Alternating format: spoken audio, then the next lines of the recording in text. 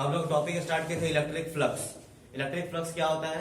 जब कभी भी आपका इलेक्ट्रिक फील्ड लाइंस जब पास कर रहा होता है किसी पार्टिकुलर एरिया से, तो जितने एरिया से आपका इलेक्ट्रिक फील्ड लाइंस जो उससे लिंक्ड होता है या अटैच्ड होता है उसी को हम क्या बोलते हैं? Electric flux. ठीक है। फ्लक्स का फॉर्मूला होता है phi is equal to E dot A cos theta. क्या होता है? E dot A cos theta. अगर आप वेरी स्मॉल एलिमेंट डेल्टा के बारे में बात करते हैं, अगर वेरी स्मॉल एलिमेंट के बारे में बात करते हैं, वेरी स्मॉल एलिमेंट से फॉर एग्जांपल आप डीएस की बात कर सकते हो, तो उस केस में आपका फ्लक्स का फॉर्मूला क्या होता है? फाई इज इक्वल टू क्या होता है? E dot DS cos theta. क्या होता है? E dot DS cos theta. ये था ओपन सरफेस के लिए। ऐसा सरफेस के लिए, ओपन सरफेस के लिए जनरली। लेकिन अगर वही हमारा सरफेस अगर क्लोज सरफेस हो जाता है तो वहां पे हमारा फ्लक्स का फॉर्मूला क्या होता है? इंटीग्रल हो जाता है। क्या होता है? इंटीग्रल ऑफ क्या? ई डॉट डीएस, ई वेक्टर डॉट डीएस वेक्टर। मतलब बोल सकते हैं क्या? Integral of E dot DS cos theta. अगर मैं इसको लिखूं तो मैं इस तरीके से लिख सकता हूं, बताइएगा आपका कि फाई बराबर क्या हो सकता है? ई ए कॉस थीटा। एक ये फॉर्मूला अपने पास है।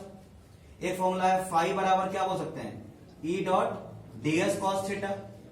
बोलिए। और एक और हम अगर क्लोज सरफेस होता है तो वहां पे आपका फाई इज इक्वल टू क्या होता है? इंटीग्रल लग जाता है, क्लोज इंटीग्रल। क्लोज सरफेस से बस इंटीग्रल में हम क्या लगा देते हैं? क्लोज सर्कल लगा देते हैं और क्या हो जाएगा आपका? E vector dot DS vector. या इसकी जगह पे हम क्या लिख सकते हैं? Phi is equal to in terms of magnitude integral of E dot DS क्या लग जाएगा? Cos theta. बोलिए, क्या इतनी बातें आपको समझ में आ गई हैं? कोई दिक्कत? अभी तक इतना में कोई दिक्कत नहीं। अब हम लोग पढ़ेंगे गॉस लॉ, हम देखेंगे। तो गॉस लॉ क्या बोलता है? गॉस लॉ ये बोलता है कि किसी भी कोई भी क्लोज सरफेस है, कोई भी अगर क्लोज सरफेस है तो क्लोज सरफेस का जो फ्लक्स होगा, समझिएगा, कोई भी अगर क्या है? क्लोज सरफेस है तो क्लोज सरफेस का जो फ्लक्स का जो वैल्यू होगा वो 1/E0 टाइम्स होगा चार्ज के, जो चार्ज उस क्लोज सरफेस के अंदर में है। मैं रिपीट कर रहा हूं, गॉस ने क्या बोला कि अगर कोई क्लोज सरफेस है तो उस क्लोज सरफेस से लिंक्ड जो इलेक्ट्रिक फ्लक्स होगा उसकी वैल्यू 1/E0 टाइम्स होगी टोटल चार्ज के जो उस क्लोज सरफेस के अंदर में है। अगर मैं इसको अगर एक्सप्रेस करूं इन टर्म्स ऑफ फार्मूला, तो फ्लक्स जो लिंक्ड होगा क्लोज सरफेस से, फ्लक्स किस सरफेस के लिए? क्लोज सरफेस के लिए, उसकी वैल्यू जो होगी वो 1/E0 टाइम्स होगी किसके? चार्ज के वैल्यू के, जो कि उसके अंदर क्या है? इनक्लोज्ड है। बोले समझ में आया कि नहीं आया? इसको मैं अगर सही से मॉडिफाई करूं तो क्या हो जाएगा? Phi is equal to Q by E naught. बोलिए, ये समझ में आ गया है? बोलिए, ये मैंने कल कराया था। फाई इज इक्वल टू क्या होता है? Q by E not. यहाँ क्यू कहां का चार्ज है? क्लोज सरफेस के अंदर का या बाहर का? अंदर का चार्ज है। कोई दिक्कत? ये फॉर्मूला कहां से आया था? गॉस लॉ से। और हमारे पास एक पहले से फ्लक्स निकालने का फॉर्मूला क्या था? इंटीग्रल ई वेक्टर डॉट क्या होता है? DS vector. और जब इस दोनों फॉर्मूला को जब हम लोग इक्वेट करते हैं तो हमारे पास फाइनल फॉर्मूला आता है फाई इज इक्वल टू क्या आता है? बताइए। Integral of E dot DS vector is equal to क्या होता है? Q enclose by E naught. और मैंने बताया था इसी को हम लोग क्या बोलते हैं? Gauss theorem. क्या बोलते हैं इसको हम लोग? Gauss theorem. तो गॉस थ्योरम के अनुसार हम इस फॉर्मूले का इस्तेमाल कर सकते हैं। ये कल की क्लास में मैंने बताया। बोलिए, यहां तक क्लियर है सब? बोलिए, क्लियर है? अब इसी बात को, अच्छा गॉस लॉ ने बोला था फाई इक्वल टू क्या होता है? Q by. तो जरा बताओ, according to Gauss law, Gauss theorem जो है किस दो फिजिकल क्वांटिटी के बीच में रिलेशन एस्टेब्लिश करता है? तो फ्लक्स और किसके बारे में? Charge enclosed. कहां पे? क्लोज सरफेस के अंदर में। तो बोल सकते हैं कि Gauss law gives us a relationship develop between, या relationship between the electric flux links to a closed surface and the charge enclosed by it। बात समझ में आ रहा है? गॉस लॉ जो है वो हमें रिलेशन बताता है फ्लक्स का किसके साथ? चार्ज के साथ, जो चार्ज उस क्लोज सरफेस के अंदर में। क्लियर है यहां तक? तो बताइए, गॉस लॉ के अकॉर्डिंग फाई बराबर क्या होगा? Q by E naught. और गॉस थ्योरम के अनुसार क्या हो जाएगा हमारा? बताइए। Integral E dot DS is equal to Q by E naught. बोले, कोई दिक्कत? इस फॉर्मूला का हम लोग जगह जगह प्रयोग करेंगे और इसका एप्लीकेशन से हम बहुत सारी चीजें का हम इलेक्ट्रिक फील्ड फाइंड करेंगे। आपको देखने से ऐसे ही हम निकाल सकते हैं इस फॉर्मूले से। कैन बी कैलकुलेट ई, पक्का ध्यान रखिएगा। गॉस लॉ हम जब भी लगाएंगे तो सरफेस कैसा लगेगा? क्लोज्ड। समझ में आ रहा है? और याद रखिएगा, ये सरफेस जो होगा ये कोई रियल सरफेस नहीं है, ये सरफेस कैसा होगा? इमेजिनरी होगा, हाइपोथेटिकल होगा, मतलब हम अपने से वो सरफेस लेंगे। तो जाहिर सी बात है यहाँ पे कुछ कंडीशन होगी कि सरफेस कैसा लेना है, क्लोज सरफेस कैसा लेना है। आप क्लोज सरफेस स्फेरिकल भी ले सकते हो।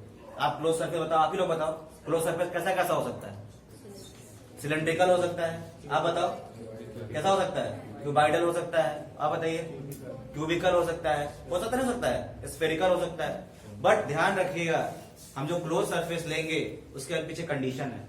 क्लोज सरफेस चार्ज के बाहर जो आप ऐसा लोगे, मतलब जो चार्ज को क्लोज सरफेस अपने अंदर मतलब जो समाएगा, ठीक है, वो क्लोज सरफेस ऐसा होगा। इधर देखिए, क्लोज सरफेस ऐसा होना चाहिए जो चार्ज जो है ना, जिस सरफेस पे चार्ज जो है ना का जो ई जो बनेगा इलेक्ट्रिक फील्ड, वो हमेशा कैसा हो? सिमेट्री। सिमेट्री मतलब ये होता है वो ई का वैल्यू सरफेस के हर जगह पे क्या होना चाहिए? सेम। बात समझ में आ रहा है? ये जो जैसे मान लो फॉर एग्जांपल मैंने ये चार्ज लिया, मान लो ये चार्ज लिया और मैंने गॉसियन सरफेस ये बनाया, तो आप देखो हर पॉइंट पे इलेक्ट्रिक फील्ड डेवलप हो रहा है। इस पे इलेक्ट्रिक फील्ड बनेगा, इस पे बनेगा कि नहीं बनेगा? बोलिए। ये चार्ज का फील्ड लाइन यहां से भी निकलेगा, इसका फील्ड लाइन यहां से भी निकलेगा, यहां से भी निकलेगा, यहां से भी निकलेगा। बताइए आप सरफेस पे ये इलेक्ट्रिक फील्ड बना रहा है कि नहीं बना रहा है? बोलिए। इलेक्ट्रिक फील्ड बना रहा है ना। और यहाँ पे मैं बात करूं सरफेस पे इलेक्ट्रिक फील्ड किधर बनाएगा, तो बताइए इस डायरेक्शन में होगा।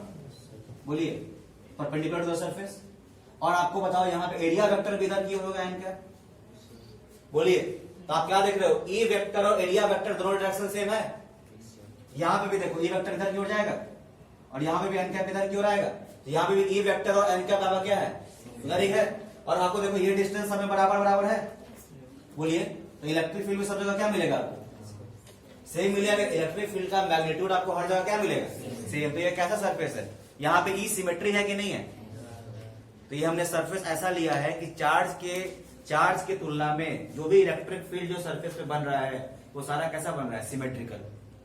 समझ में आ रहा है? कैसा बन रहा है? सिमेट्रिकल। तो हमें जब भी हम क्लोज सरफेस लेंगे तो इस बात का ध्यान रखेंगे कि ई कैसा बनना चाहिए? हमारा सिमेट्रिकल बनना चाहिए। और याद रहे ई और ए के डायरेक्शन में ज्यादा चेंजिंग नहीं आना चाहिए।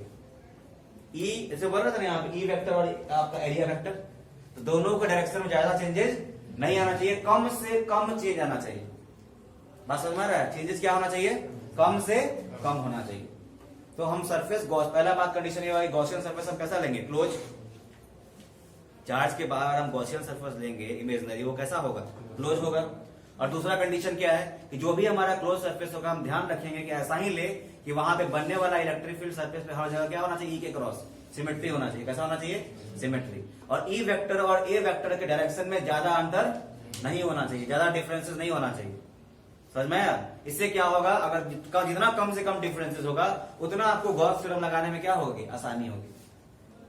पता है? अगर मान लो भाई अगर आप गॉस थ्योरम अप्लाई कर रहे हो, अगर ऐसा सरफेस क्लोज सरफेस इस तरीके का, ऐसा इस तरीके का, तो क्या दिक्कत नहीं होगा हमको? बताइए। हर पॉइंट पे हमें दिक्कत होगी कि नहीं होगी? क्या हर जगह ई वेक्टर ए वेक्टर से मिलेगा आपको?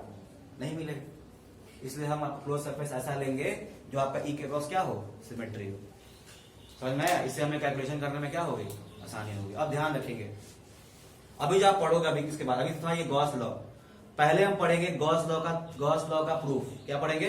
गॉस लॉ का प्रूफ। जब गॉस लॉ का प्रूफ पढ़ लेंगे तो हम देखेंगे गॉसियन सरफेस हम कैसा कैसा ले सकते हैं, जिसके बारे में भी हम चर्चा की यहाँ पे सामने। ठीक है। उसके बाद हम देखेंगे क्या? उसके बाद हम लोग गॉस लॉ का एप्लीकेशन देखेंगे। क्या देखेंगे? Application of Gauss law. अब ध्यान दीजिएगा, गॉस लॉ का एप्लीकेशन हम कहां करते हैं? सुन लेते हैं। जितने भी तरह के चार्ज, मान लो सपोज करो मेरे पास ये मान लो एक लाइन चार्ज, एक वायर है, इस पे सारा चार्ज डिस्ट्रीब्यूटेड है। तो इस पॉइंट पे कितना इलेक्ट्रिक फील्ड निकालेगा? हम लोग ने पहले निकाला था, पहले याद है? Electric field into different charge distribution. हमें पता line charge distribution, surface charge distribution, volume charge distribution, याद है? तो हमने देखा था ना सबके चलते कितना इलेक्ट्रिक फील्ड बनेगा किसी पॉइंट पे। अब जो इलेक्ट्रिक फील्ड जो बनेगा किसी पॉइंट पे due to different charge distribution, वो हम किस लॉ का इस्तेमाल करके इलेक्ट्रिक फील्ड निकालेंगे? By the help of Gauss law. मतलब electric field due to different charge distribution हम निकालेंगे by the help of which law? Gauss law. तो बताइए, हम इलेक्ट्रिक फील्ड निकाल रहे हैं अलग अलग तरह के चार्ज डिस्ट्रीब्यूशन का गॉस लॉ का इस्तेमाल करके, तो ये गॉस लॉ का क्या कहलाएगा? वहां पे एप्लीकेशन कहलाएगा नहीं कहलाएगा? एप्लीकेशन मतलब क्या होता है? गॉस लॉ का प्रयोग कहां कहां करते हैं, इसका यूजेज। तो मैंने बताया सबसे पहला जो एप्लीकेशन देखेंगे हम कूलम्ब्स लॉ का फॉर्मूला डिराइव करेंगे गॉस लॉ से। किसका फॉर्मूला डिराइव करेंगे? आप सबको पता है क्या होता है? What is the formula for the Coulomb's law? F is equal to K Q1 Q2 by, याद है? अब ये फॉर्मूला हम लोग जा रहे हैं डिराइव करने bye the help of which law? तो बताइए, कूलम्स लॉ का डिराइव करना फॉर्मूला, ये एप्लीकेशन ऑफ गॉस लॉ हो गया। फिर हम एक वायर लेंगे, इनफाइनाइट वायर, मतलब ऊपर जाता रहेगा नीचे जाता रहेगा, कोई इसका होरंत नहीं है। तो इनफाइनाइट वायर के चलते किसी पॉइंट पे कितना इलेक्ट्रिक फील्ड बनेगा, ये हम कैलकुलेट करेंगे by the help of which law? Gauss law. तो ये भी एप्लीकेशन हो गया कि electric field due to infinite charge line wire, infinite charge line wire at a point P, या किसी पॉइंट पे निकालेंगे। फिर हम electric field due to plane charge sheet लेंगे। कैसा लेंगे हम? प्लेन चार्ज शीट लेंगे, उसके चलते किसी पॉइंट पे कितना इलेक्ट्रिक फील्ड बनेगा वो निकालेंगे। फिर हम एक स्फीयर लेंगे। कैसा स्फीयर लेंगे? हॉलो स्फेरिकल कंडक्टर लेंगे। कैसा लेंगे? Hollow spherical shell. क्या बोलेंगे? हॉलो स्फेरिकल, या आप सीधा बोल सकते हो स्फेरिकल सेल लेंगे। क्या लेंगे? स्फेरिकल। अब उस स्फेरिकल सेल के चलते उस सेल के बाहर कितना इलेक्ट्रिक फील्ड बनेगा, उस सेल पर कितना इलेक्ट्रिक फील्ड बनेगा, और उस सेल के अंदर में कितना इलेक्ट्रिक फील्ड बनेगा, ये निकालेंगे।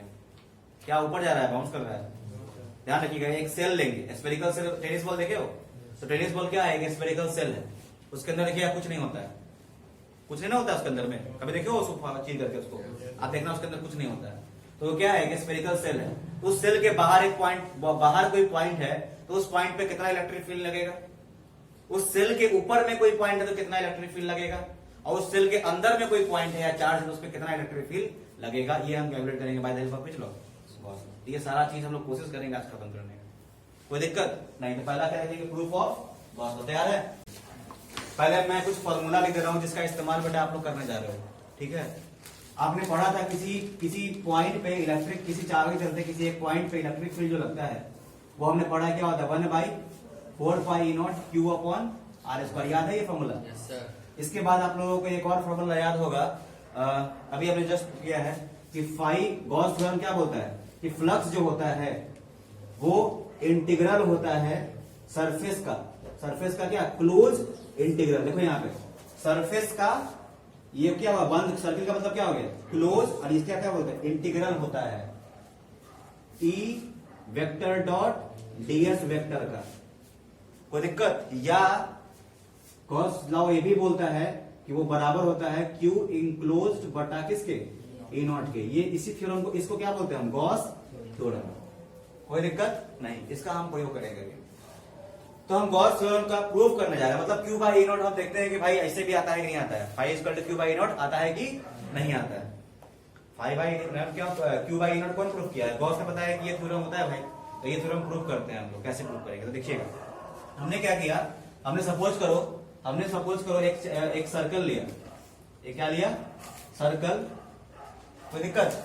सर्कल नहीं, इसको बोलेंगे क्या? हम एक क्लोज सरफेस लिया। क्या लिया हमने एक क्लोज स्फेरिकल सरफेस लिया। ठीक है? हमने गॉस थ्योरम को प्रूव करना है। हमने एक क्लोज सरफेस लिया, स्फेरिकल सरफेस, और इसके सेंटर पे हमने एक चार्ज रख दिया। इसके सेंटर में हमने क्या रख दिया? एक चार्ज। अब ये चार्ज इस सरफेस पे इलेक्ट्रिक फ्लक्स बनाएगा कि नहीं बनाएगा? इससे लाइंस निकलेगा और जाके इसके सरफेस पे लिंक करेगा तो इलेक्ट्रिक फ्लक्स बनाएगा। अब हम क्या करते हैं, इस चार्ज के चलते इस सरफेस पे किसी पॉइंट पे हमको इलेक्ट्रिक फील्ड निकालते हैं। क्या निकालेंगे हम? Electric field. तो आप देखो Q से P की दूरी कितनी हो जाएगी? Q से P की दूरी को क्या मान लेते हैं? R। क्या मान लिया हम? R। मान लो सेंटाग्राम और वो दे दिए मैंने, कोई दिक्कत? अब देखो इस P पॉइंट पे इलेक्ट्रिक फील्ड कितना बनेगा? Bye the help of Coulomb's law से इलेक्ट्रिक फील्ड निकाले थे हम लोग। E बराबर क्या आया था? 1/4πE0 Q/R²। तो देखो ये Q इस पॉइंट P पे इलेक्ट्रिक फील्ड बनाएगा। कितना इलेक्ट्रिक फील्ड बनाएगा? अगर कोई टेस्ट रखेंगे तो Q बाई क्या? R²। 1/4πE0 Q बाई क्या बनेगा? तो देखो हमने क्या लिया? Consider a point charge Q situated at the centre of a sphere of radius कितना? R। Let E be the electric field at any point P। हम मान लिए इस P पॉइंट पे कोई इलेक्ट्रिक फील्ड है कितना? E। ठीक है? अब इस E को हम फाइंड करेंगे। E फ्रॉम कूलम्स लॉ से electric field at any point P is given bye E बराबर क्या होता है? 1/4πE0 बोलेंगे सबको क्या होगा? Q बटा R²। इसको आप मान लेते हैं क्या हम? 1। ये तो अपना पहले से ही फॉर्मूला भाई हमारे पास था कि भाई कोई चार्ज है तो वो P पॉइंट पे, किसी भी पॉइंट पे, है ना, कितना इलेक्ट्रिक फील्ड जनरेट करेगा? 1/4πE0 Q/R²। क्लियर है ना? अब ध्यान देंगे, अब फ्लक्स लगाएंगे हम, बिकॉज बिना फ्लक्स से काम चलना नहीं है। तो ये गॉस लॉ तो हम इस्तेमाल कर नहीं सकते हैं। गॉस लॉ को तो हम क्या कर रहे हैं, प्रूफिंग करने जा रहे हैं। तो क्या हम लोग गॉस लॉ इस्तेमाल कर सकते हैं? लेकिन नॉर्मल फ्लक्स तो हम जानते हैं, नॉर्मल फ्लक्स जानते हैं ना। नॉर्मल फ्लक्स क्लोज सरफेस के लिए क्या होता है बताना, इंटीग्रल ऑफ एडीएस, ये ना पढ़े हुए हैं, बोलिए पक्का। तो बताइए यहाँ पे फ्लक्स बन रहा है कि नहीं बन रहा है? तो हम मान लेते हैं इस सरफेस पे कोई छोटा सा एरिया ले लेते हैं, डीएस। हमने एक छोटा सा एरिया क्या ले लिया, डीएस। बोलिए समझ में आ रहा है, बोलिए। तो ये जो डीएस वेक्टर जो है इसका डायरेक्शन इधर की ओर होगा, बोलिए, इसके सरफेस के परपेंडिकुलर, यानी एन कैप इधर की ओर होगा। बोलिए एन कैप किस डायरेक्शन होता है, यूनिट वेक्टर है, एरिया वेक्टर। एरिया का unit vector N cap denote करते हैं, और ये एन कैप किधर होता है, सरफेस के परपेंडिकुलर। बोलिए सरफेस के परपेंडिकुलर में है कि नहीं है, पक्का। और आप बताओ इलेक्ट्रिक फील्ड भी उसी डायरेक्शन में होगा, बिकॉज इलेक्ट्रिक फील्ड भी उधर ही जाएगा, radial to the radially outward. पढ़े हो आप लोग? तो इलेक्ट्रिक फील्ड डायरेक्शन में यही हो जाएगा, ई का ई वेक्टर इधर ही बनेगा। बोलिए हाँ कि ना। आप लोग सब बताओ, यहाँ ई इलेक्ट्रिक फील्ड लाइन और यूनिट वेक्टर जो एरिया का है, एरिया यूनिट वेक्टर, इस दोनों के बीच में थीटा कितना बन रहा है, थीटा कितना बन रहा है, कितना बन रहा है, पक्का। हम बोल सकते हैं कि यहाँ पे E vector and N cap के बीच में जो एंगल बन रहा है थीटा, इसके बीच में एंगल जो बन रहा है, इसके बीच में जो एंगल थीटा जो बन रहा है वो कितना बन रहा है, 0 डिग्री। क्या हम बोल सकते हैं ऐसा? अब ध्यान दीजिएगा। तो electric flux through a small area DS, इस स्मॉल एरिया डीएस के द्वारा कितना इलेक्ट्रिक फ्लक्स बन रहा है उसको हम बताने के लिए, क्लोज सरफेस है नहीं, सरफेस देयर, तो वी विल राइट हियर, यहाँ पे फाई जो होगा वो हम बोल सकते हैं कि सरफेस इंटीग्रल होगा क्लोज सरफेस का, ई वेक्टर डॉट। बोलिए यहां तक किसी को दिक्कत, पक्का किसी को दिक्कत नहीं है? अब देखेंगे यहाँ इसको मैं लिख सकता हूं कि phi is equal to surface integral of E dot DS cos theta. समझ लीजिए एक ही बार में, ऐसा समझिए कि बोर्ड में भी आप लिख दो ई डीएस कॉस थीटा, बाद में आपको उतना मेहनत नहीं करना पड़े। बोलिए यहां तक कोई दिक्कत? अब जरा ध्यान देंगे आगे फिर। तो फाई इज इक्वल टू क्या हो जाएगा, surface integral of E dot DS cos 0। बोलिए बिकॉज थीटा है कि और ई का पॉइंट में कितना एंगल बन रहा है, 0 डिग्री। अब क्या हो जाएगा, फाई इज इक्वल टू, अब देखो ये ई तो कांस्टेंट है, क्या ये सरफेस नोट कर रहा है क्या? ये नहीं कांस्टेंट है, कहां रहेगा, बाहर।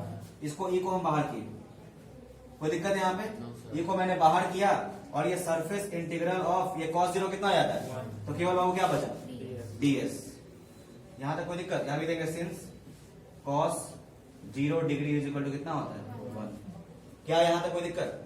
सब बताइए इंटीग्रेशन ऑफ ds क्या होगा, ds का इंटीग्रेशन क्या होता है, s, पता है ना। dw का इंटीग्रेशन क्या होगा, पक्का। dp का इंटीग्रेशन क्या होगा, पक्का।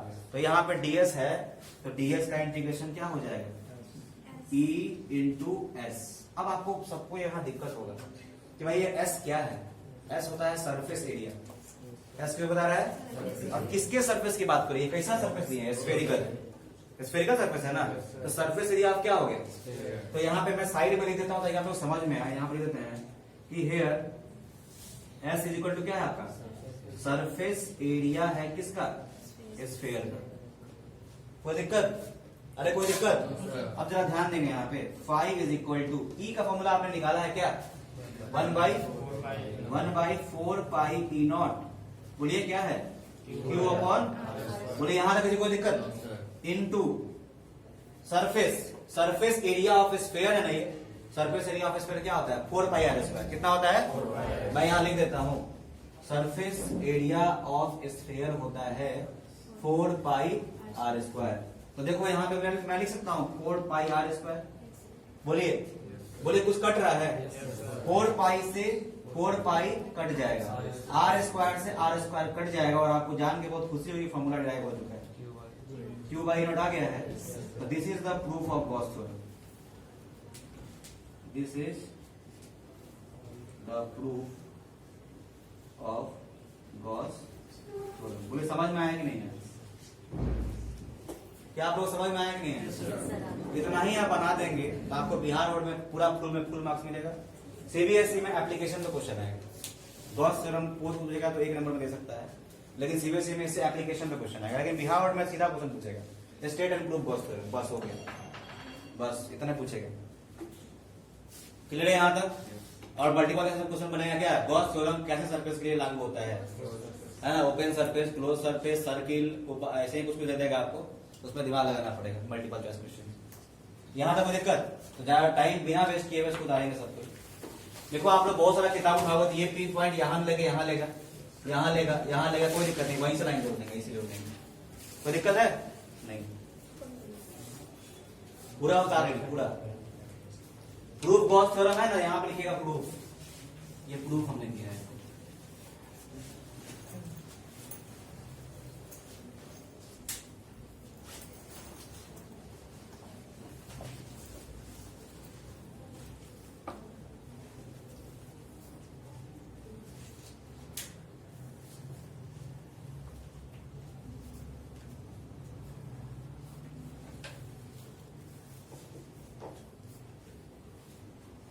बहुतों के मन में ये भी होगा सर गॉस थ्योरम में आप लिखे हुए हैं ई बराबर दिस, तो भाई साहब यहाँ इसी यही लेके ना यहाँ पे आया हुआ, ये अपने आप इसके बराबर हो गया कि नहीं हो गया, नहीं हो गया ये, बस तो उनके लिए जो सबको आप उनको समझा सकते हैं। ये प्रूफ हो गया, अब बचा हुआ है एप्लीकेशन इसका।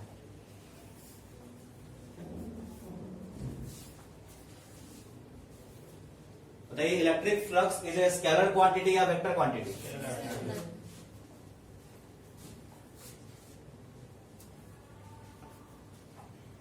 ये सरफेस इमेजनरी होता है या रियल होता है? इमेजनरी। इमेजनरी को एक और वर्ड बोलते हैं, क्या बोलते हैं? हाइपोथेटिकल। क्या बोलते हैं? बहुत सारे किताब में आपको हाइपोथेटिकल मिलेगा, बहुत सारी जगह इमेजनरी मिलेगा, बात एक ही है। क्या ये सरफेस फिक्स होता है कि हमको स्फेरिकली लेना है? नहीं, क्वेश्चन के अकॉर्डिंग हम सरफेस लेते हैं क्लोज सरफेस।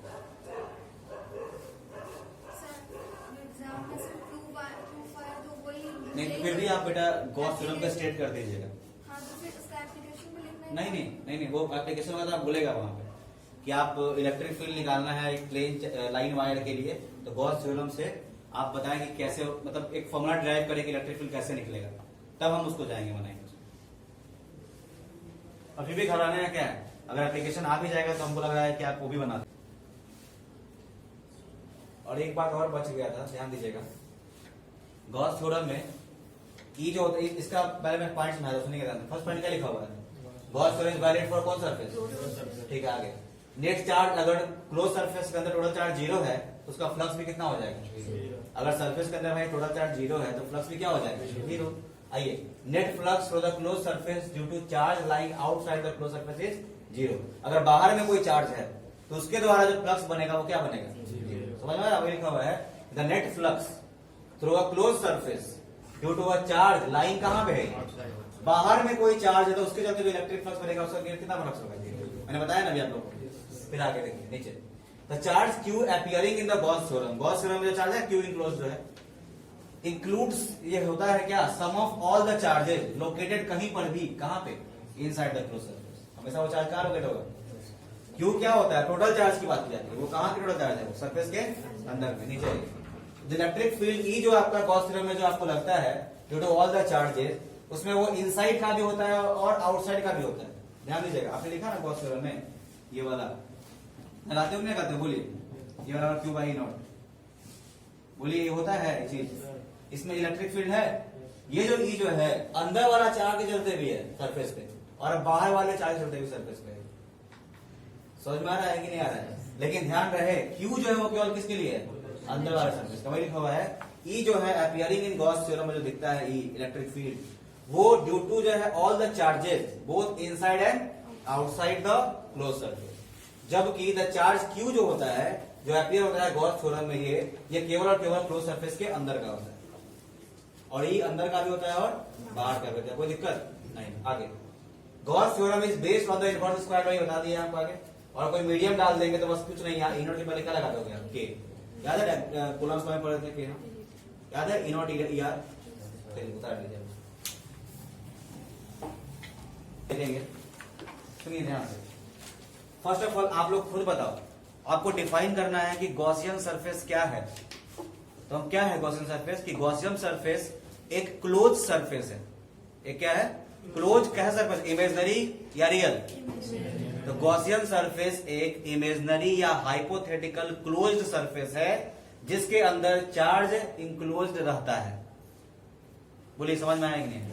उसके अलावा कुछ और बोलते हैं गॉसियन सरफेस ना? एनी इमेजनरी, कोई भी imaginary close surface that encloses a given charge, जो दिए हुआ चार्ज को क्या करे? इंक्लोज करके रखे, वैसे क्लोज सरफेस को हम क्या बोलते हैं? Gaussian surface. उस चार्ज का, ये नहीं कि हम चार्ज दे दिए यहाँ, सरफेस बना दिए यहाँ पे, तो क्या इसको बोलेंगे इस हिसाब से गॉसियन सरफेस? नहीं बोलेंगे। बात समझ में आ रहा है? गॉसियन सरफेस क्या है?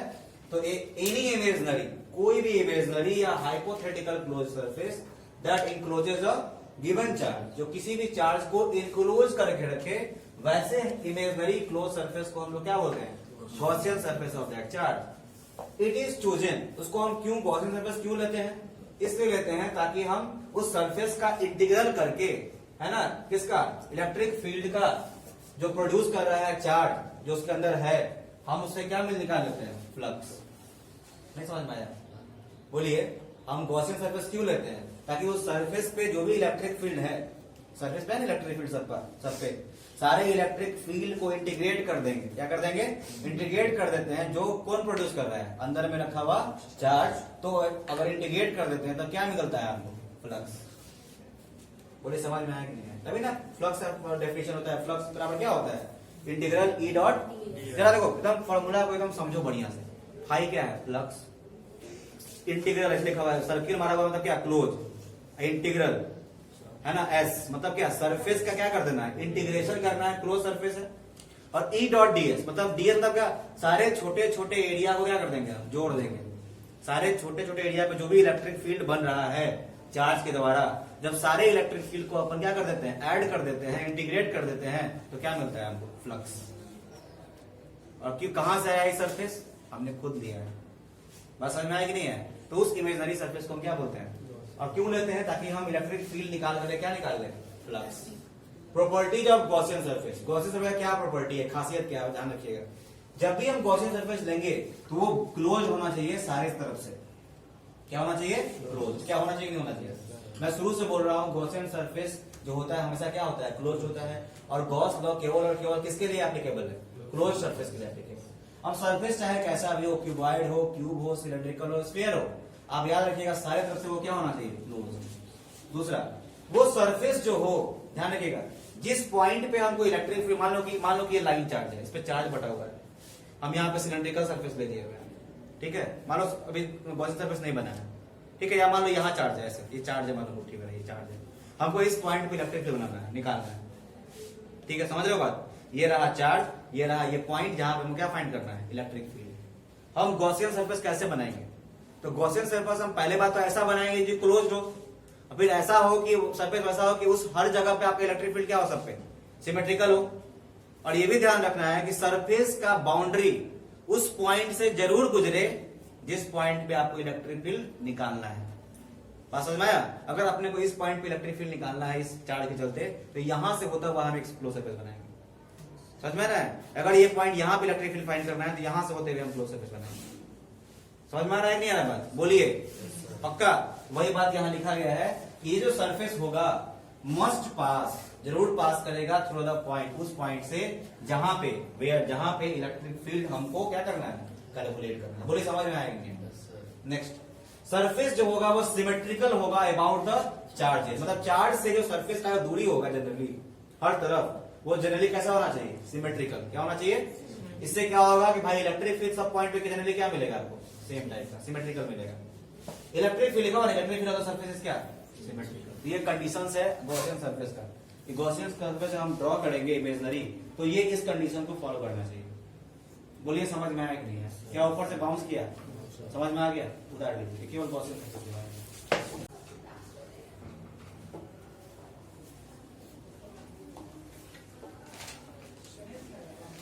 जनरली हम लोग को ये सरफेस कैसा बनाना है? डॉटेड से दिखाना है, लेकिन हम लोग पूरा लाइन खींच दिए हैं, कोई बात नहीं, चलेगा इससे। बस यहाँ देती जगह ऐसे सिलेंड्रिकल गॉसियन सरफेस, ताकि लगे कि इमेजनरी है, रियल नहीं है।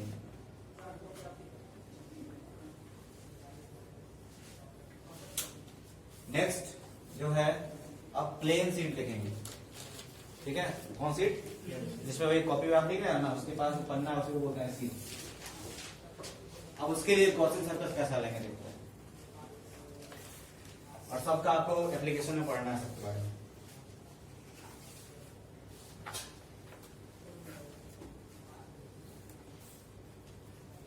हो गया, बढ़ा जाएगा, हो गया। Gaussian surface for plane charge से, इसके लिए कैसा लेंगे? सिलेंड्रिकल।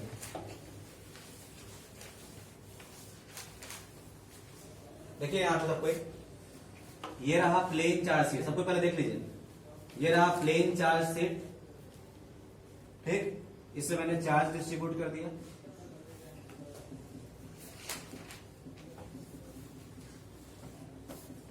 ठीक है। अब इसमें सिलेंड्रिकल सरफेस कैसा लेंगे? गॉसियन।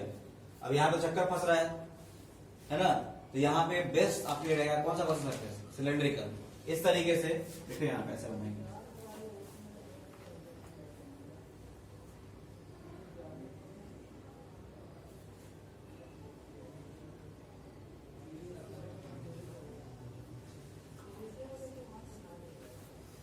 समझ में आया? अरे समझ में आया? इसमें देखो, ये जो आप देख रहे हो इसके अंदर में जो ऐसे सरफेस है इस तरीके से जो होगा, इतना ही एरिया प्लेन सेट का इसमें आया है इसके अंदर में, और उसी के अंदर जो चार्ज होगा वो इसके अंदर में आया, बाकी सब चार्ज कहाँ है? इसके बाहर है। बोलिए बात समझ में आई? तो ये है सिलेंड्रिकल गॉसियन सरफेस।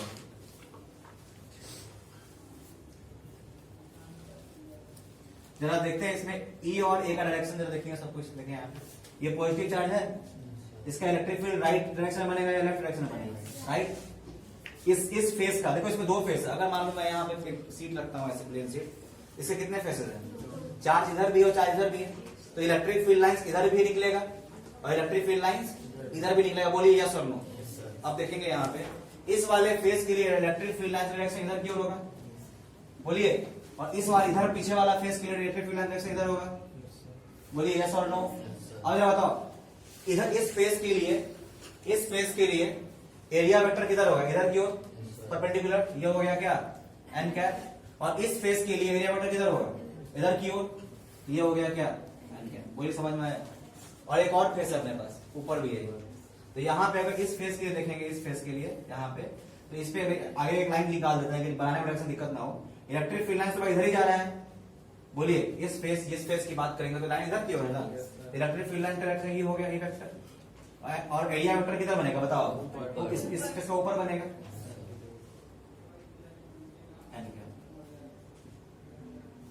बोलिए समझ में आया? चलिए बना लीजिए, ये गॉसियन सरफेस है।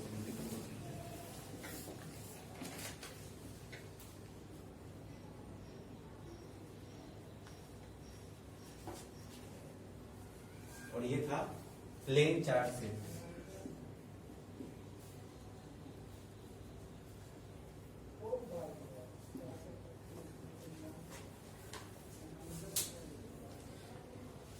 यहां लग रहा है छोटा है, इसको यहां से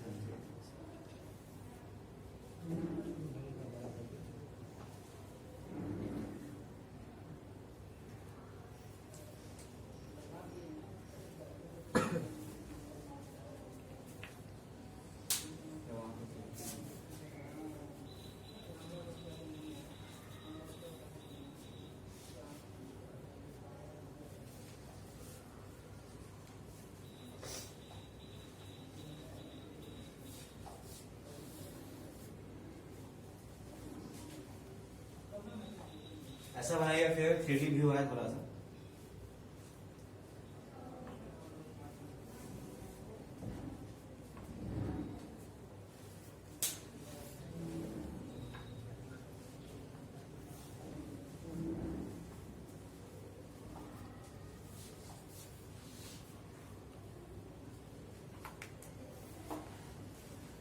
इसका फील्ड लाइन पता है ऐसे निकलेगा, नहाए निकलेगा, इधर इधर से निकलेगा।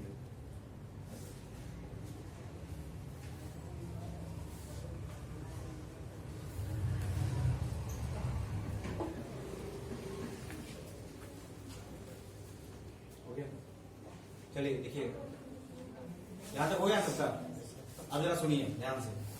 गॉस लॉ हम लगाएंगे तो उसके लिए क्या क्या स्टेप फॉलो करेंगे। स्टेप तो लिखा हुआ है, मैंने बना दिया है स्टेप जान उसके लिए कि आपको जब गॉस लॉ लगाने जाइए तो आपको कोई दिक्कत ना हो। उसके लिए मैंने स्टेप्स पहले से बना के रख दिया आपके लिए, आपके दिमाग में रहे कि भाई ये सब स्टेप लगाना है। आप सुनिएगा, किसी भी तरह का कोई भी चार्ज डिस्ट्रीब्यूशन दिया हो, सुनिएगा, किसी भी तरह का अपने को चार्ज नहीं बनाया है तक, सुनिए पहले सुन लीजिए। किसी भी तरह का अपने को चार्ज या चार्ज डिस्ट्रीब्यूशन दिया हो, एक वो चार्ज हो चाहे चार्ज का डिस्ट्रीब्यूशन हो। चार्ज का डिस्ट्रीब्यूशन मतलब क्या, या तो लीनियर चार्ज, या तो आपका प्लेन चार्ज सेट, या तो आपका क्या हो सकता है स्फेरिकल चार्ज हो सकता है, आपका स्फेरिकल सरफेस पे चार्ज हो सकता है आपका, या थीन स्फेरिकल सेल हो सकता है। किसी भी तरह का चार्ज डिस्ट्रीब्यूशन हो, अगर उसके चलते हमको किसी भी पॉइंट पे इलेक्ट्रिक फील्ड निकालना है with the help of Gauss law, तो हम क्या क्या स्टेप्स फॉलो करेंगे गॉस लॉ लगाने के लिए, वो स्टेप ध्यान रखेंगे।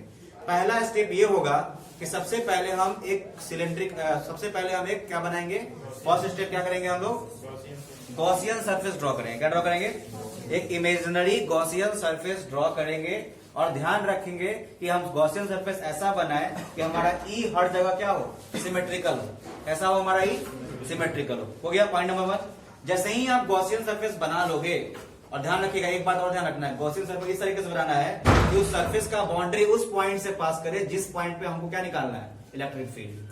बोले बात समझ में आई। हम लोग जो गॉसियन सरफेस लगाएंगे ये ध्यान रखेंगे कि भाई इस तरीके से गॉसियन सरफेस बनाए कि वो सरफेस का बाउंड्री उस पॉइंट को जरूर टच करे जहां पे क्या निकालना है, इलेक्ट्रिक फील्ड। बात समझ में आई। पॉइंट नंबर 2, उसके बाद हम गॉस थ्योरम में क्या होता है, एक होता है इंटीग्रल ई डॉट डीएस, और एक क्या होता है Q by E naught, Q by E not होता है। तो हम पहले इंटीग्रल ई डॉट डीएस निकाल लेंगे, फिर हम क्यू निकाल लेंगे, क्या निकाल लेंगे, क्यू, और उसके बाद गॉस थ्योरम का फॉर्मूला डाल के हम लोग क्या कर लेंगे, ई निकाल लेंगे। यही स्टेप्स है, देख लो ध्यान से। कैलकुलेट यहां होगा integral of E dot DS vector. पूरा समझ में आया कि नहीं आया। पहले गॉस सरफेस लगाया अपन, उसके बाद क्या किए, ई निकाले, उसके बाद हम लोग क्यू निकाल लिए, और ध्यान रखिए क्यू निकालने का फॉर्मूला ध्यान रखिएगा, हम यहाँ निकाल लेते हैं, फॉर्मूला लिख देते हैं क्यू निकालने का। अगर लीनियर चार्ज होगा, लीनियर चार्ज होगा तो आपको याद होना चाहिए, हम लोगों ने पढ़ा था लीनियर चार्ज डेंसिटी, याद है, याद है लीनियर चार्ज डेंसिटी क्या था, लेमडा इज इक्वल टू क्या था, क्यू पर यूनिट एल, याद है, क्यू बाई एल। तो लेमडा इज इक्वल टू क्या होता है, क्यू बाई एल। तो बताओ यहाँ पे क्यू क्या हो जाएगा, लेमडा इंटू एल। ये फॉर्मूला आपको चार्ज निकालने के लिए होगा फॉर कैसे चार्ज। अब आते हैं किस पे, सरफेस चार्ज के लिए आते हैं। सरफेस चार्ज के लिए चार्ज कैसे निकालेंगे बताइए आप लोग। वहां पे क्या हो जाएगा, सिग्मा इक्वल टू क्या होगा, क्यू अपॉन ए, तो क्यू इक्वल टू क्या हो जाएगा, सिग्मा इंटू। बस ध्यान रखिएगा इस फॉर्मूला का इस्तेमाल होगा आगे, उसको भी लिख लीजिएगा। हाँ बोलिए। वॉल्यूम का हम लोग बनाएंगे लास्ट में, इससे काम चलेगा। एप्लीकेशन में इसी का इस्तेमाल पड़ेगा। जो भी एप्लीकेशन देखेंगे गॉस लॉ में चार्ज निकालने का इस फॉर्मूला का इस्तेमाल होगा हम लोगों को। हम यहाँ स्टार बना दे रहे, इसका आगे इस्तेमाल होने वाला है इस फॉर्मूला का। एक को हम लोग एस भी बोल सकते हैं, ठीक है, एक को क्या बोल सकते हैं, S, surface area. Apply Gauss theorem है तो यहाँ गॉस थ्योरम लिख ही देते हैं, सही रहेगा। I is equal to integral of E vector ds vector is equal to Q enclosed by E not.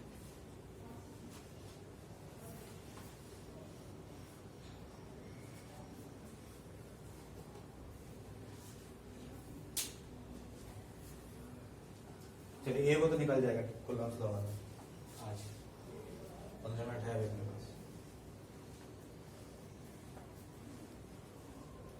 पता है छोटा छोटा टॉपिक सब है, अगर वही हम लोग कम टाइम रहता तो यही सब एक क्लास पीछे लेता आप लोग।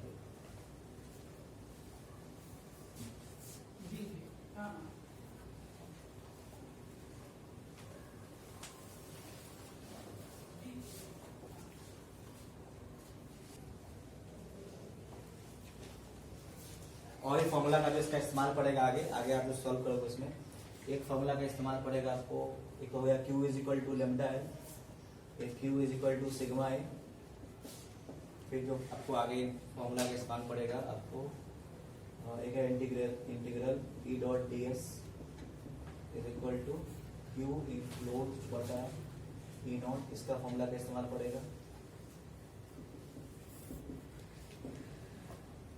और पड़ेगा किसका, क्यू पर डाली हुई है, हाँ सरफेस एरिया ऑफ स्फीयर हम डालेंगे 4 पाई आर स्क्वायर, फिर surface area CSA of cylinder ये लेंगे हम 2 पाई आर एल।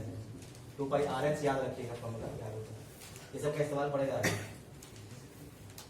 कहीं पे सब फॉर्मूला को लिख लीजिए, एप्लीकेशन में सारा फॉर्मूला का इस्तेमाल पड़ेगा आपको, कहीं पे जगह हुआ है हटा लीजिए इसको, नोट करके हटा लीजिए कहीं पे फॉर्मूला, आज हम फॉर्मूला करके ये सब आगे इस्तेमाल होगा, ये सब लिखे हैं। ये होगा किसके लिए, लाइन चार्ज के लिए या लीनियर चार्ज के लिए, आपको पता होगा। ये किसके लिए है, सरफेस चार्ज के लिए, और ये तो गॉसेल लॉ है, ये दोनों फॉर्मूला लगेगा ही लगेगा।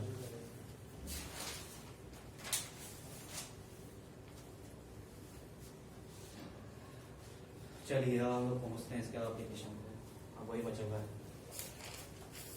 स्टेप्स आप लोग लिख लिया ना, स्टेप्स हो गया है ना, चलो एप्लीकेशन होगा।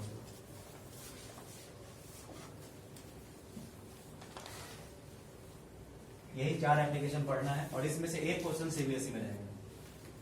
बिहार बोर्ड में तो गॉसेल लॉ पूछेगा, सीबीएसई में एप्लीकेशन पूछेगा। कोई जानता नहीं है, इम्पैक्ट हो सकता है, इसे हमेशा पढ़ना है, क्योंकि आगे कॉम्पिटिटिव एग्जाम दीजिएगा तो सबके लिए बराबर ही कॉम्पिटिटिव एग्जाम होता है आगे फ्यूचर में।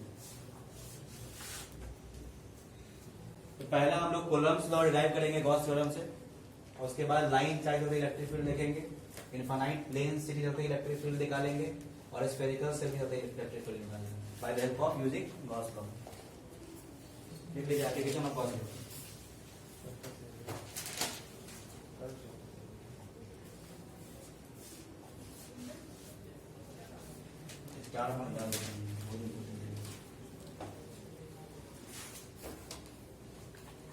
सबसे आखिरी टॉपिक है चैप्टर में, एप्लीकेशन ऑफ गॉस लॉ।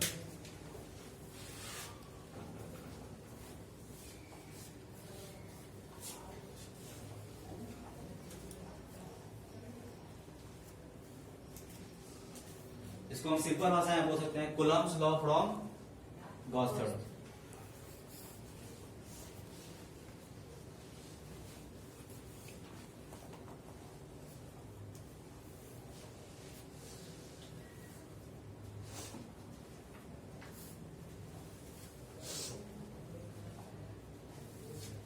कल फ्लक्स पे, गॉस लॉ पे सारा क्वेश्चन मैं बना के आपको दे दूंगा।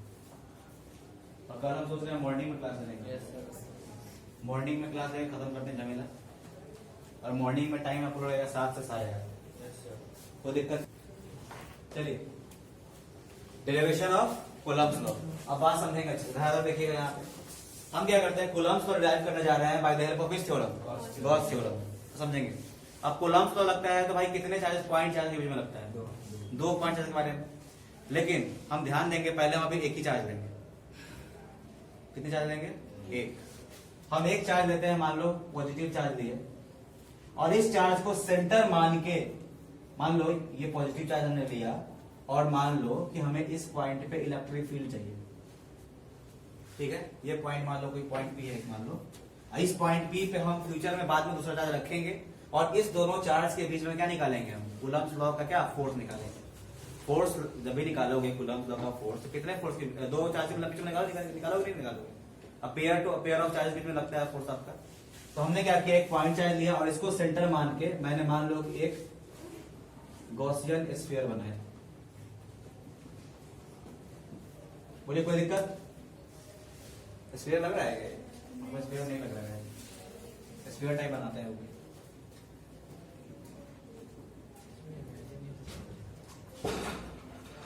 अब तो लग रहा है थोड़ा बहुत जैसा, है ना। देखो हमने एक पॉइंट चार्ज लिया, और इस पॉइंट चार्ज को सेंटर मान के एक गॉसियन स्फीयर ड्रॉ किया रेडियस आर का, आर रेडियस का। बोले कोई दिक्कत? अरे कोई दिक्कत नहीं।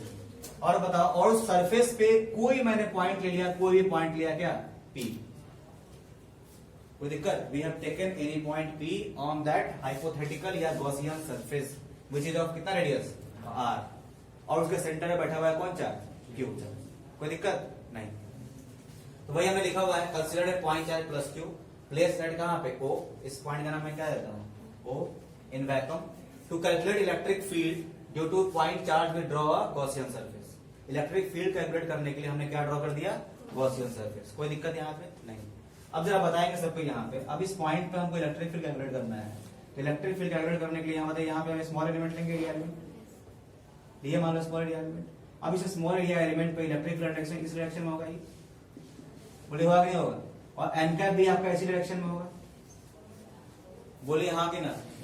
तो रूल क्या होता है गॉस लगाने का, पहले क्या बनाना था हमको गॉसियन सरफेस, क्या हमने गॉसियन सरफेस बनाया, बोलिए अब क्या निकालता है, रूल क्या बोलता है, कैलकुलेट ई डॉट डी एस। पक्का बात है, क्या निकालना है हमको, ई डॉट डी एस। अब ध्यान दें यहाँ पे, अब देखेंगे स्टेप 1 में हो गया, गॉसियन सरफेस बना दिए हमने। स्टेप 2 में लिखते हैं नाउ इलेक्ट्रिक फील्ड, यहाँ पे लिखे हुए आर हो गया। Now integral E dot D S निकालते हैं हम लोग, कोई दिक्कत। अब integral E dot D S निकालोगे आप तो बताओ क्या आएगा, अब बताओ क्या आएगा यहाँ पे, इसको हम क्या बोल सकते हैं, इसको बोल सकते हैं हम ऐसे integral of E dot D S cos theta, बोलिए हाँ कि ना। अब ये क्या बन जाएगा, integral of E dot D S cos 0 degree होगा। अब क्या हो जाएगा, ई बाहर कर दिए, अब integral of D S cos 0 कितना होता है 1, और ई इंटीग्रल ऑफ डी एस कितना हो जाता है एस, ठीक है। और यहाँ पे एस क्या है, सरफेस एरिया ऑफ स्फीयर। अब जरा बताइएगा ई डॉट एस, यहाँ पे एस क्या है, सरफेस एरिया ऑफ स्फीयर है, स्फीयर सरफेस एरिया क्या होता है 4 पाई, पक्का बात है 4 पाई है। कोई दिक्कत, इसको हम निकाल लिए अगेन। अब क्या होगा, क्यू निकालने के लिए बोला जाता है, क्या निकालना है क्यू, तो क्यू इंक्लोज निकालना है।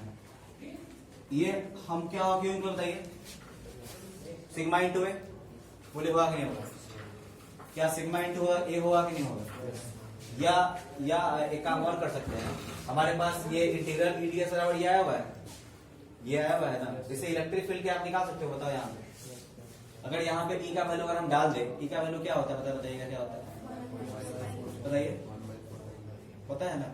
अच्छा यहाँ पे हम एक काम और कर सकते हैं, यहाँ पे कि ये जो आपका जो इंटीग्रल ईडीएस है जो आया है हमारे पास, ये क्यू बाई नॉट टी को बराबर होगा, क्यू बाई बराबर होगा from which law, Gauss law.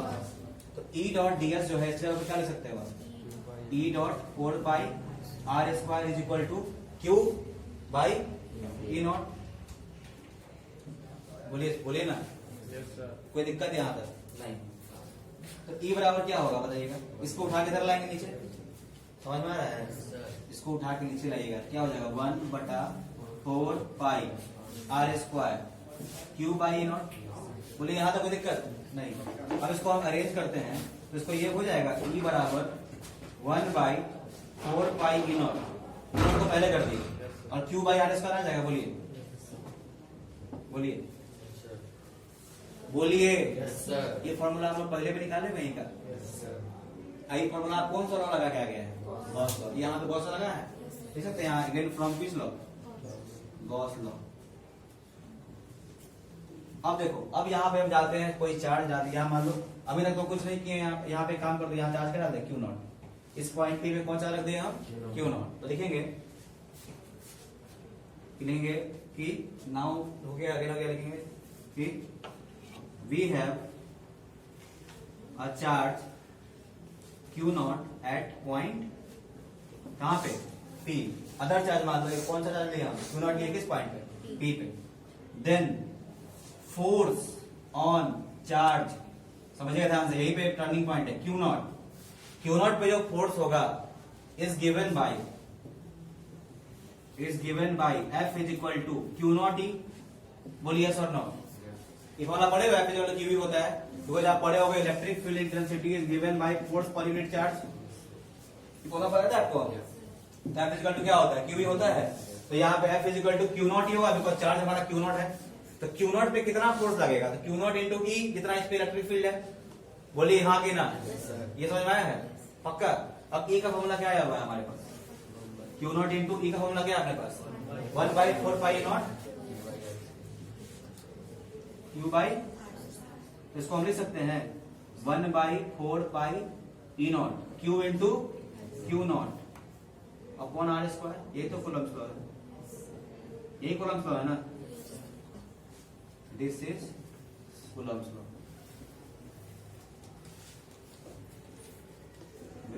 हो गया। यहाँ पे कूलम्ब लॉ कौन सा लगा के ले आए हैं, क्या समझ में आया कि नहीं है, किसी को कोई दिक्कत यहाँ तक उतार बहुत बेकार लगता है।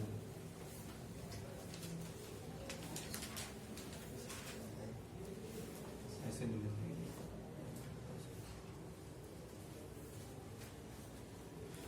क्यू नॉट चार्ज हम बाद में लिए हैं वहां पे, है ना, पहले कोई नॉर्मल एक पॉइंट पी लिए हैं जहां पे हम इलेक्ट्रिक फील्ड निकाल रहे हैं, ठीक है, और फिर गॉस का लगा करके इलेक्ट्रिक फॉर्मूला निकाल दिए हैं, और इलेक्ट्रिक फॉर्मूला आ गया है तो यहाँ पे क्यू नॉट चार्ज दे लिए, बिकॉज कूलम्ब लॉ कितने चार्ज ले लेते हैं, 2 चार्ज ले लेते हैं, एक क्यू था अपने पास, एक और चार्ज ले लिए पी पे क्यू नॉट, और दोनों पे इस पे फोर्स निकाले तो एफ में इसको क्यू नॉट ही आ गया, और गॉस लॉ से ई इतना आया हुआ है, डाल दिया वैल्यू निकल गया।